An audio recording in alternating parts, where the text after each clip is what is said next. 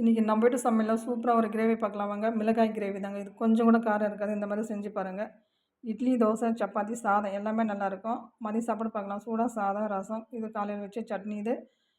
இது வந்து பஜ்ஜி மிளகாய் கிரேவி. இந்த மாதிரி செஞ்சு பாருங்கள். மிளகாய் எடுத்து கட் பண்ணி அலசி வச்சுக்கலாம். உள்ள விரையெல்லாம் எடுத்துக்கலாம். ஒரு மிக்ஸி ஜாரில் ஒரு தக்காளி, ஒரு வெங்காயம், கொஞ்சம் தேங்காய், பச்சை மிளகாய் போட்டு அரைச்சி வச்சுக்கலாம். இந்த பக்கம் ஒரு கடாய் வச்சு தேவையான எண்ணெய், கடுகு, வெங்காயம், கருவேப்பிலை, ஒரு தக்காளி, கொஞ்சம் பூண்டு சேர்த்து கொஞ்சம் உப்பு சேர்த்து வதக்கலாம்.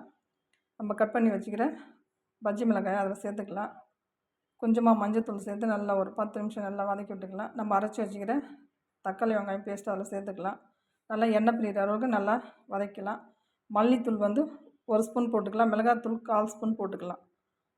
மல்லித்தூள் அதிகமாக போட்டால் நல்லாயிருக்கும். அதனால் வந்து மிளகாத்தூள் கம்மியாக போட்டுக்கலாம். போட்டு நல்லா கலக்கி விட்டு தேவையான தண்ணி விட்டுக்கலாம். அது ஒரு 10 நிமிஷம் கொதிக்கிட்டுன்னு எண்ணெய் பிரிஞ்சு வந்தோடனே ஒரு 2 ஸ்பூன் தயிர் விட்டு நல்லா கலக்கி ஒரு 3 நிமிஷம் கொதிக்கிட்டு